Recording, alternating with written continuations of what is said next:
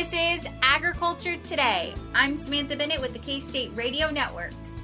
Ahead of us today on this Wednesday's program, we have with us Dennis McKinney.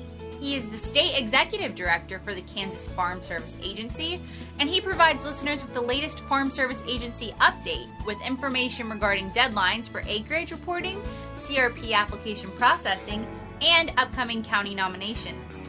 Also ahead, we have newly named Director of KCARE and Associate Director for Agriculture and Extension in the K-State College of Ag, Susan Metzger. She joins us to discuss her new roles for the university and the important water conservation work done by the KCARE Water Conservation team.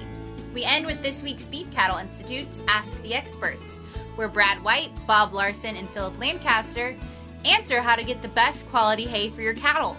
That and more awaits us ahead on Agriculture Today.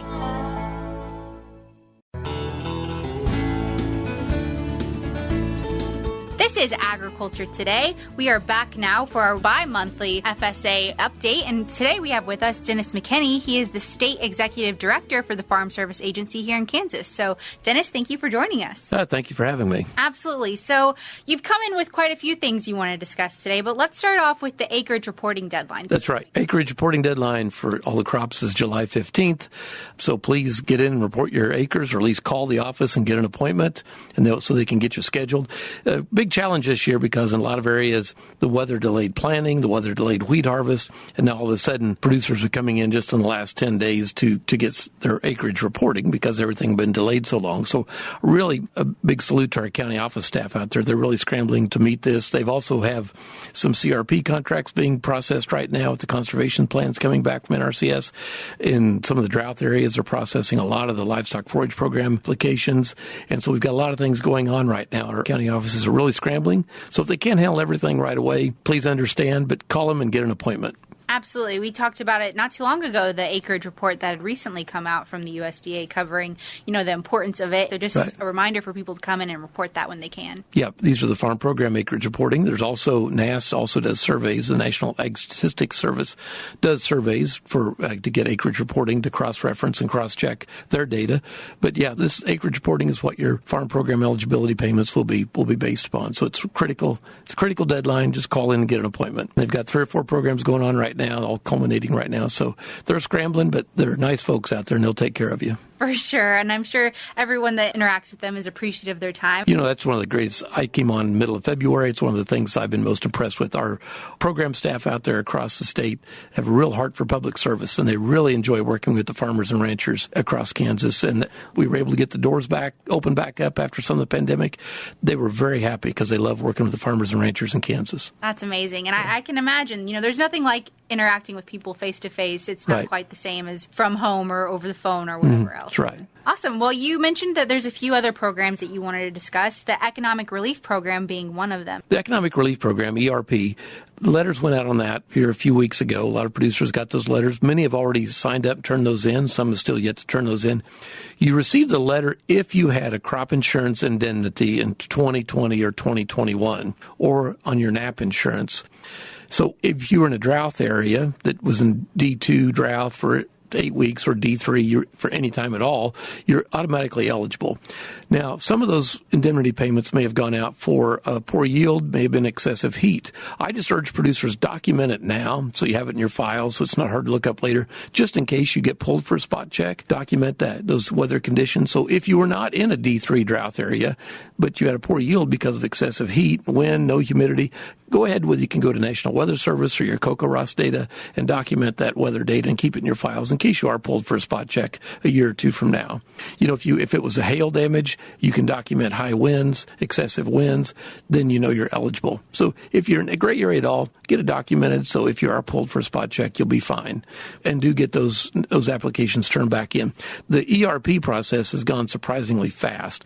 The documents were mailed directly to producers from the national office. The data was pre-populated based on data we had from the Risk Management Agency based on your crop insurance. So RMA data populated it. We didn't have to handle it 2 or 3 times at the county office. Went straight to producers from the national office. They're able to bring it in, sign it, and turn it in. So it's a fast process.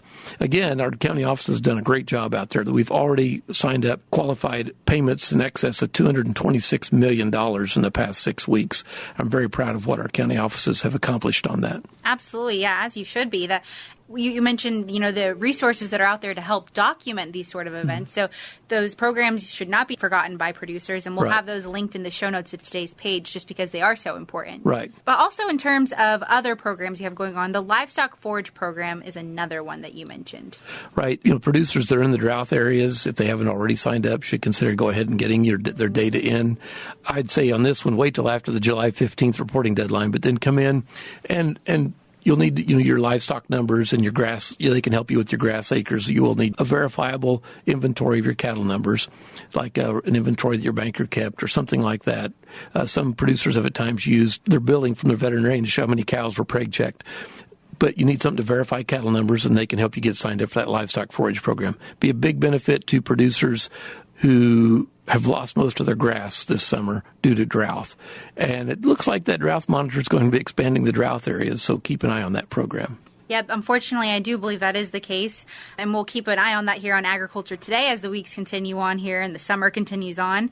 You also mentioned the CRP program. It's progressing in terms of what is being processed now from earlier data that was collected in March, but there's also some new upcoming programs, too. Right. On the previous sign-up that had deadline this past spring, those papers are being processed. Most of our offices are now getting back the conservation plans from the NRCS side of the office, so they have a conservation plan ready to go.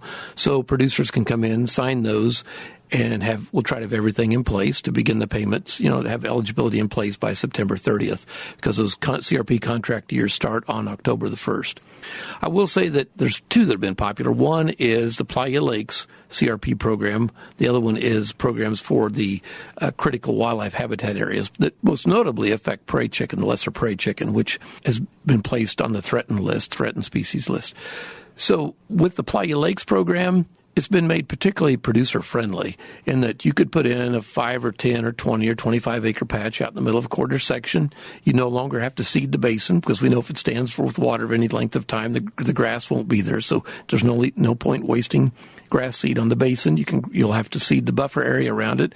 And it also allows for intermittent grazing. So if a person wants to graze the milo stalks on that quarter section and there's 15 acres in Playa Lake CRP, your cows can graze that over the winter, and the intermittent grazing is allowed. Because it's producer-friendly, it's been particularly popular. A lot of benefits with Playa Lake CRP. We've documented that it can help recharge aquifers, as well as have great benefits for wildlife as well. And then, of course, the critical wildlife habitat area, there's a proposal on the books being reviewed now to expand that area across western Kansas, western Nebraska, and to western Texas, western Oklahoma, and West Texas. That's been a popular one, too. Those are like 15-year contracts. But those are contracts that help enhance the wildlife area for the lesser prairie chicken, which, of course, has a lot of attention because in Kansas, the numbers are not as bad as in western Texas. We've done better.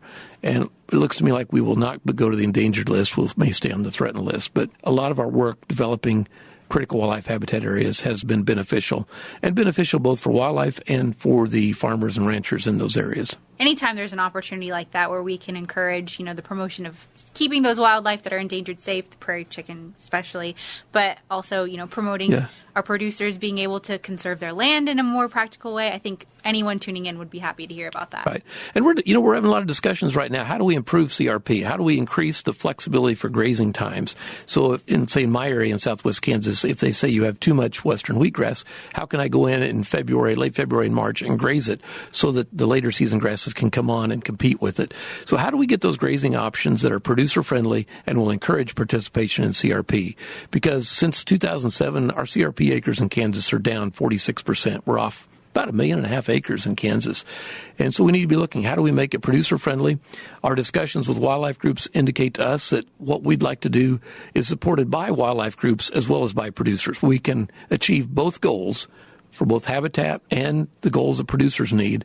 And, basically kill 2 birds with 1 stone in this case. But we can achieve both goals by making the CRP more user-friendly rather than losing those acres. In terms of county nominations that you guys have coming up, I know that you mentioned that that's something that people can be considering soon. Right. The nomination process for your county FSA committees is coming up, so you can nominate producers to those committees.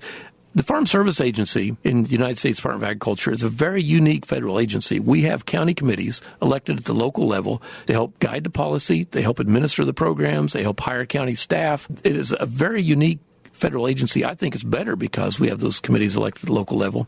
A lot of issues on policy, a lot of issue on appeals can be determined by the county committee. And that lets us bring in more localized information to apply to those decisions, as well as more common sense to apply to those decisions. So please take that seriously. If you know you have a neighbor that you think would be really good on that county committee, please nominate them. When you mentioned those nominations, where can people go whenever it's announced when that deadline is? Where can people go to nominate those individuals? There will be postcards coming out from the national office to to each of the households in the area, those producer households. And if you have any questions at all, feel free to call your county office, your local USDA service center. Just while we're on county government, I'll mention one more thing about CRP. If your land comes out of CRP and it remains in grass, I advise you to report that to your county appraiser, because a lot of land that's in CRP is taxed at a dryland farmland rate. If it comes out and you keep it in grass, you probably want to report it as grass to your county appraiser. Let them know it came out of CRP, because in most cases you will have a much lower property tax rate on that land. So keep that in mind if your land comes out of CRP. Let the county appraiser know. Excellent. Well, Dennis, thank you so much again for your time. We appreciate this FSA update, and I'm sure listeners do as well. I thank you for having me. In the Farm Service Agency, I remind people that you don't have to watch the news too much right now to see what happens when there are food shortages, when there's food insecurity in the world. Food security is probably the basic requisite to having a stable society, to having a long-lasting democracy. So you look at the news, you see what happens when countries do not have food security. And we like our mission. We get to work hand in hand with the world's best farmers and ranchers to help provide food security in the United States, and we're proud of that mission. Once again, that was Dennis McKinney. He is the State Executive Director for the Farm Service Agency here in Kansas. We'll be back with more ahead on Agriculture Today.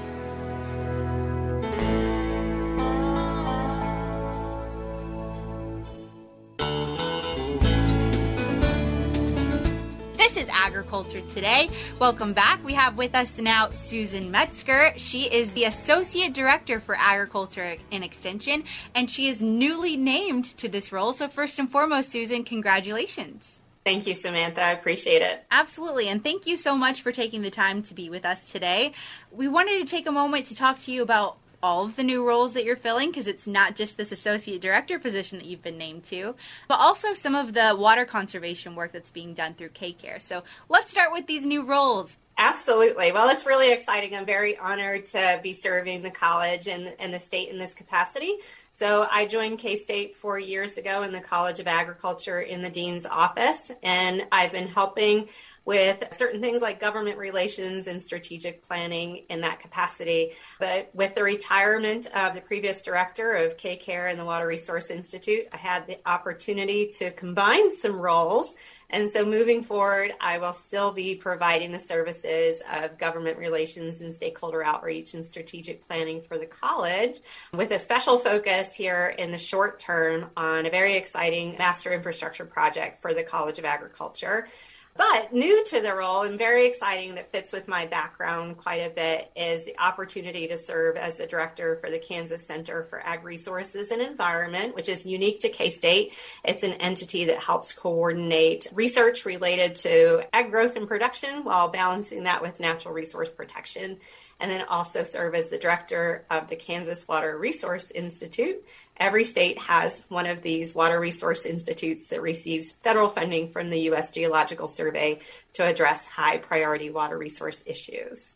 Wow. Well, obviously you have many hats that you're going to be wearing, but they're all really important ones too. So as you go into these new roles, what are some of your main goals that you have?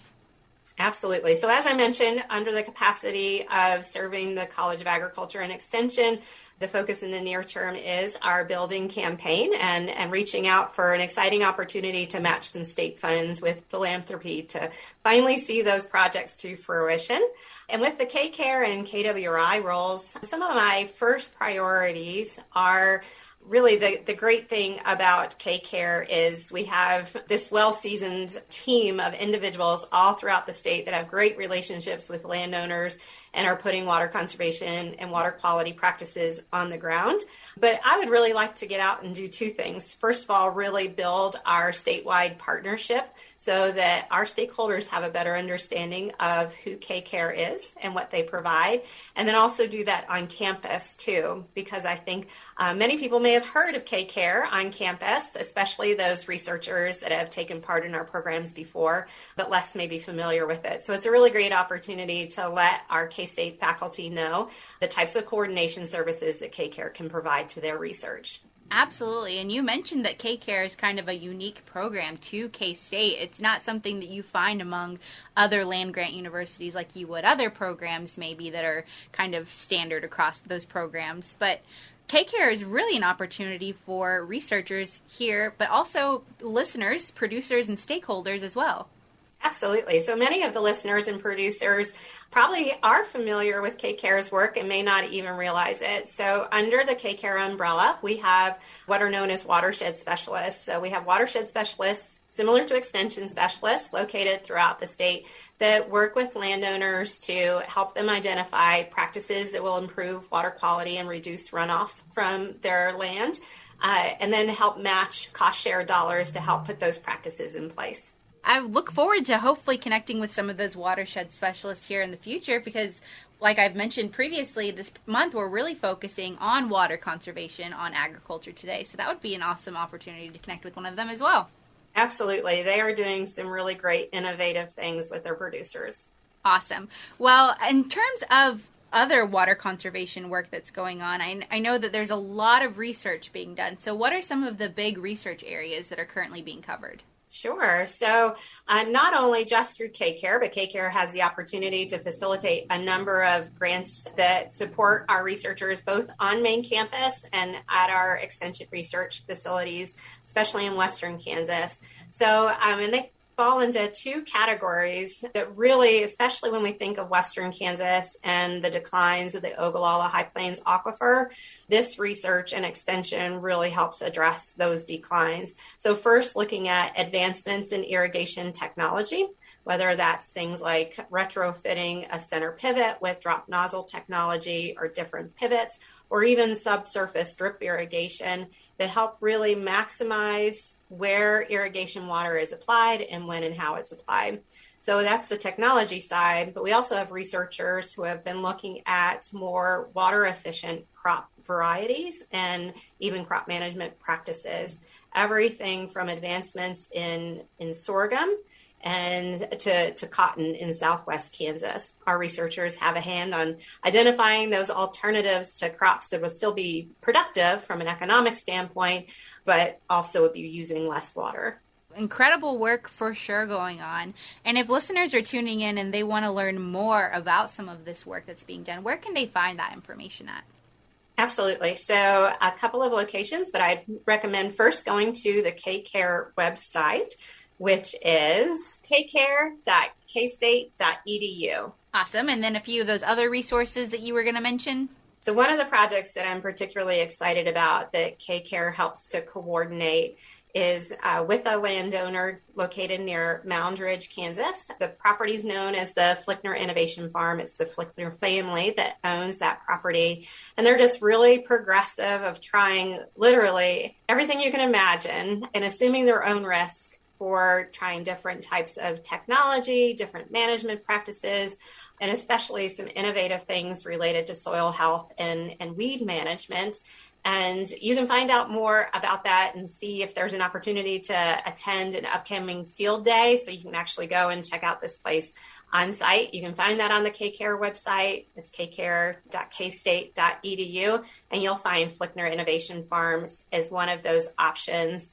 But they are really sort of this great test hub of showing different technologies and management practices, all while opening up their property for our K-State researchers to really use that not just as a demonstration, but for replicated science so that hopefully we can learn from their innovation farm and share those practices that work the best with other producers. We talk about this so often whenever I hear about, these producers that lend themselves to the university and how important those collaborations are, because a lot of the time not only benefits them and they enjoy those interactions, but it's also just worthwhile research for the university too. Absolutely. It's really practical. We're so blessed as a land-grant university to have experiment fields located all throughout the state that allow us to do really structured, replicated science, which is important, especially for contributing to journals and the advancement of that scientific knowledge. But it also needs to be something workable in real time for real producers. And so having individuals like the Flickner family that open up their property and allow us to find that middle ground of a replicated science that creates great results, but also in a real time workable solution in the time scale that a producer needs it. Well, Susan, thank you so much for your time today. All of those resources are excellent, and they will be in the show notes of today's program, as always, which can be found on agtoday.net. But once again, Susan, just thank you so much for your time, and good luck and congratulations on your new roles. Thank you. And likewise to you, Samantha. I look forward to working with you. Thank you so much. I feel the same way. Once again, that was Susan Metzger. She is the newly named Associate Director for Agriculture and Extension here at K-State, covering her new role and also some of the water conservation work being done through KCARE. Ahead of us still today on this Wednesday's programming, we will wrap up with this week's Beef Cattle Institute, otherwise known as BCI's Ask the Experts. BCI's Ask the Experts is the newest segment here on Agriculture Today, where the BCI team is taking listener, that means you, your questions on beef cattle and bringing them to K-State's expert team of veterinarians and other professionals to provide you with their best answers. This week, the experts cover a listener's question on how to ensure they are providing the best hay to their cattle. So if you have questions that you need answered by the amazing professionals here at K-State, feel free to email the BCI team at bci@ksu.edu, or you can even reach out to them on Twitter at @_BCI. Those resources, as always, will be in the show notes of today's program, which can be found on agtoday.net. Also, if you find yourself listening to this week's BCI's Ask the Experts segment and truly cannot get enough of that fun-loving and extremely knowledgeable group, don't forget to check out their podcast, the Beef Cattle Institute Cattle Chat Podcast. Their podcast can be found on the K-State Beef Cattle Institute website, which is ksubci.org, which can also be found in today's program's show notes. Also, just to provide those of you tuning in a preview at what you can expect to hear in the week ahead, tomorrow's programming will feature Environmental Quality Extension Specialist Peter Tomlinson. He will be sharing with us reminders of the importance of maintaining water quality, as well as some of the work being done here at K-State to ensure just that. We will also have joining us Marcia Boswell. She is the Vice President of Communications at the Kansas Wheat Commission, and she will be providing us with the last wheat harvest update for the season. So be sure to tune in for that for a summation on how wheat harvest really went this year across the state, the good, the bad, and some of the surprising elements as well. Once again, that's what awaits us for tomorrow, but after the short break ahead, we will be returning with more on Agriculture Today.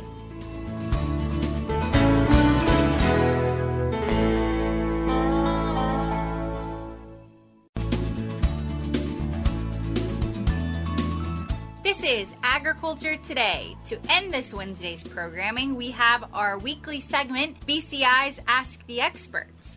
And this week we have with us Brad White, Bob Larsen, and Phillip Lancaster from K-State to tackle your latest cattle questions. Hi, welcome to Beef Cattle Institute's Ask the Experts. I'm Brad White. Happy to have you with us here again today, and we're starting this new program once a week where you can send us your questions. You can email us at bci@ksu.edu, and we'll bring in the experts here from K-State to help you answer those questions. Today, I've got two experts with me, Dr. Bob Larsen, who's a veterinarian. Hey, good morning, Brad. And Dr. Phillip Lancaster, who's a nutritionist. Hi, Brad. Our question today is right up you guys' alley, and it's relative to hay. Before I get to the question, a little bit about our format. You've got a few seconds to answer your question, then you'll have some time for response, and each of your answers will be scored, with the best score being 10, which Bob has not achieved yet or really got close to, but you can try today, Bob. I'll be trying. So our question today, and Phillip gets to go first, is how do I get the best quality hay for my cows? Well, it starts with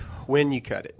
As plants mature, the forage plant matures, decreases in protein and digestibility. And so the longer it's out there, the less nutrition the cow is going to be able to get out of it. But also, if you cut it too soon, you're not going to get very much tonnage. And so there's an optimum window in there that we want to shoot for. And in grasses, that's usually somewhere around the boot stage of when they start to put up that seed head. And with like clovers and alfalfa, it's in that time frame of early bloom stage of when we want to cut those forages. Bob? All right, well, once the hay is cut, another thing to consider is storage. And that is going to be really different in different parts of the country, how important it is to cover the hay, protect it from rain. As you get into the wetter parts of the country, that's going to be pretty important. Unless you're going to feed up the hay pretty soon, it will weather and deteriorate if it's exposed to weather. If you're in the drier parts of the United States, a little bit less important. But a couple of things to think about there. If you're going to store outside, I still want a good base, because in that situation, a lot of times the damage is coming actually from the ground up. And so a good rock base, someplace where they're not going to wick a lot of moisture. So selecting where you're going to store the hay, whether on the ground without cover or in the wetter parts of the United States with some cover. Excellent. And Phillip, I got a follow-up question for you. So you talked about the optimum time, and you mentioned clover, alfalfa. What about grass hay? How do I figure out what is that optimum time? And you mentioned the boot stage. How do I identify that? Well, so you'll start to see the seed head come up. You don't want us to wait till you have a fully mature seed head emerge, but you'll start to see that first stem come up out of the plant, and the seed head will be wrapped in the sheath. And so that's when the optimum time is. But you also got to think that you got a lot of hay to put up. It's pretty hard to get all of that cut at the right time. And so one thing to consider is keeping those different cuttings separate, or different stages of maturity of the plant separate, because then I can match up the nutritional value of those different cuttings with different livestock that have different nutritional requirements. Well, I want to claim part of that answer for me, because some of that is storage. So because I agree with Phillip. Yeah, we can want to harvest the hay all at the right time, but we're not going to. Some of it's going to be harvested too late to be optimum. So then I want to store it in a way where I can give that to maybe my dry cows that need the least nutrition, whereas my first calf heifers or a lactating cow. So I need to store it in a way that I can find the hay that was put up optimally versus that was put up a little bit late. Excellent. So what I have calculated here based on the scores is Phillip got 8 and Bob got 7, because you can't claim part of his answer as your own. You can't say, yes, that's what I said too. It's just because he got to go first. So some of the things that you guys mentioned, and just to kind of wrap up and summarize, a lot of good information about finding the right time to cut it, figuring out which one. And Bob, you did bring up a good point at the end, which actually brought up your score, was I have to match that hay to the cows. Not all my hay is going to be the same quality, so I want to decide which cows I want to feed that hay to at which time, and make sure that I'm storing it appropriately. So we appreciate you joining us again today. Happy to take questions. If you want to send us a question, you can reach out to us on Twitter at @_BCI, or you can send us an email at bci@ksu.edu. For this week's Beef Cattle Institute's Ask the Experts, that was Brad White, Bob Larsen, and Phillip Lancaster. We'll be back with more tomorrow. For Agriculture Today, I'm Samantha Bennett with the K-State Radio Network.